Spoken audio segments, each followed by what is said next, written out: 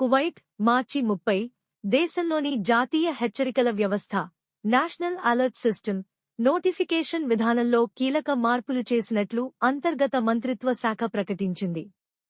ఈ కొత్త నిబంధనలు నేటి నుండి అమల్లోకి వస్తాయని వెల్లడించింది. ప్రజలకు సమాచారాన్ని సమర్థవంతంగా చేరవేయడంతో పాటు వారి విశ్రాంతి సమయాలను పరిగణనలోకి తీసుకుని ఈ నిర్ణయం తీసుకున్నట్లు మంత్రిత్వ శాఖ పేర్కొంది. సైరన్ల మోతతో పాటు స్మార్ట్ ఫోన్లకు వచ్చే హెచ్చరికలు ఇకపై ఈ క్రింది సమయాల ప్రకారం పనిచేస్తాయి. రాత్రి 10 గంటల నుండి ఉదయం 8 గంటల వరకు సాధారణ మెసేజ్ టోన్ సాధారణ శబ్దం మాత్రమే వస్తుంది. ఉదయం 8 గంటల నుండి రాత్రి 10 గంటల వరకు అత్యధిక తీవ్రత కలిగిన హెచ్చరిక శబ్దం హై అలర్ట్ టోన్ వినిపిస్తుంది.